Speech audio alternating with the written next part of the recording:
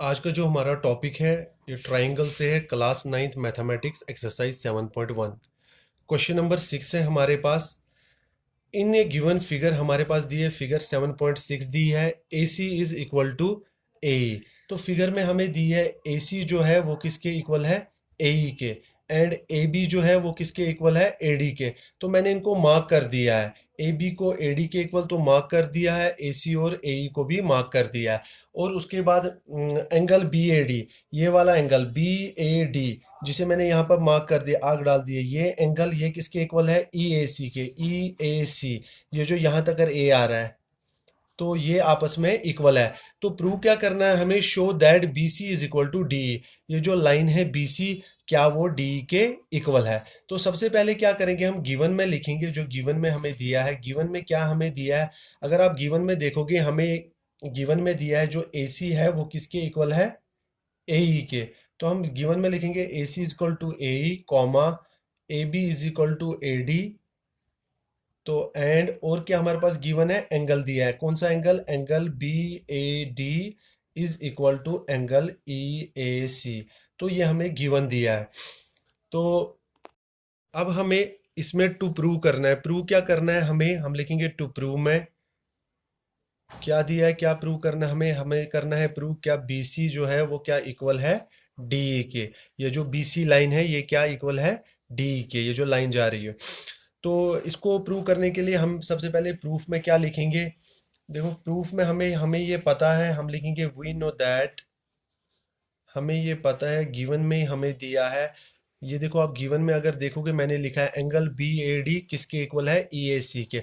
तो हम यहाँ लिखेंगे angle B A D is equal to angle E A C. यहाँ पर आप लिख भी सकते हो, ये हमें गिवन में दिया है। तो अब क्या करेंगे, अगर आप देखोगे ये angle angle B A D, ये जो ये एंगल आ रहा है तो यहाँ किसके इक्वल है, ये ई ए सी, ये जो मैंने मार्क किया ये एंगल। अब जो इनके बीच में ये जो गैप है, अगर मैं कौन सा एंगल, डी ए सी जो ये बीच में आ रहा है, अगर मैं ये दोनों को ऐड कर दूं तो आप देखो यहाँ क्या एंगल बनेगा, बी ए सी। और जब मैं इसमें भी ये कर दूंगा डी ए सी तो यहाँ क्या एंगल बनेगा, ई ए डी। तो मैं ये ऐड क्यों करूंगा, अभी मैं पहले ऐड करता हूँ, फिर आगे देखो जब मैं इनको कॉन्ग्रेंट करवाऊंगा तब पता लगेगा ऐड क्यों किया था हमने। तो हम लिखेंगे एडिंग कौन सा एंगल, डी ए सी जो दोनों के बीच में आ रहा है, angle D A C on both sides. जब हम दोनों साइड्स ऐड करेंगे हम देखेंगे हमारे पास क्या आएगा। तो हम क्या करेंगे, एंगल बी ए डी जो लेफ्ट हैंड साइड है हमारे, इसे क्या ऐड करेंगे, angle D A C plus angle D A C is equal to, फिर क्या दिया हमारे पास, एंगल ई ए सी, हम लिखेंगे एंगल ई ए सी, इसे भी हम ऐड करेंगे एंगल डी ए सी। तो अब हम फिगर की तरफ देखेंगे, देखो हमें देखना है angle B A D plus angle D A C, B A D plus angle D A C. अब देखो ये पूरा ये बन रहा है, तो इसमें कौन सा एंगल आ रहा है बीच में, एंगल ए आ रहा है, कहाँ तक आ रहा है, बी ए सी। तो हम इसके लिख सकते हैं B A D plus D A C, इसके बदले में हम लिख सकते हैं angle B A C is equal to, same ऐसे E A C plus D A सी। अभी हम लेंगे E A C plus D A C, this angle plus this angle, ये टोटल क्या बन जाएगा, ई ए डी। तो हम इसके बदले लिखेंगे एंगल ई ए डी, और इसे हम इक्वेशन फर्स्ट लिख लेंगे क्योंकि ये आगे हमें काम आने वाली है। तो अब हमारे पास देखो एंगल बी ए सी जो है वो एंगल ई ए डी के इक्वल आ चुका है। अब हम दो ट्राइंगल्स लेंगे, कौन कौन से ट्राइंगल लेंगे, हम लेंगे एक ट्राइंगल ए बी सी, जो हमारे पास triangle A B C and triangle, अब दूसरा ट्राइंगल कौन सा लेंगे, A D E, triangle A D ई।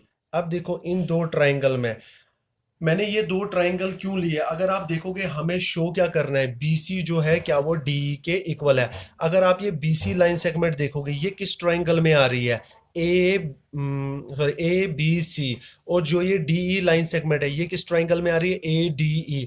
इसीलिए मुझे शुरू में क्या करना पड़ा, जो मेरे पास एंगल बी ए डी और एंगल ई ए सी है इनको मुझे ऐड करना पड़ा डी ए सी, ताकि मेरे पास ये ट्राइंगल ए बी सी और ए डी ई आ जाए। तो अगर मैं अब ट्राइंगल ए बी सी और ए डी ई में देखूंगा कौन कौन सी इनमें आपस में इक्वल है चीज़ें, तो अगर आप देखोगे ट्राइंगल ए बी सी में अगर आप देखोगे, मैं लिखूंगा A B is equal to A D.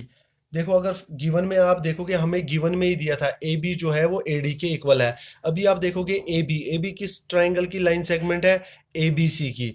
और जो ए डी है, अगर आप ए डी देखोगे ये किस ट्राइंगल की लाइन सेगमेंट है, ए डी की। तो मैं लिख सकता हूँ ए बी जो है वो ए डी के इक्वल है। तो गिवन रीजन मैं इसका गिवन दूंगा।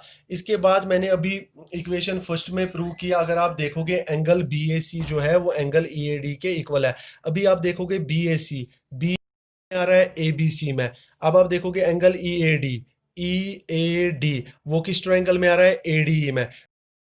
तो इस तरह से जो एंगल बी ए सी, मैं यहाँ पर लिखता हूँ angle B A C is equal to angle E A D.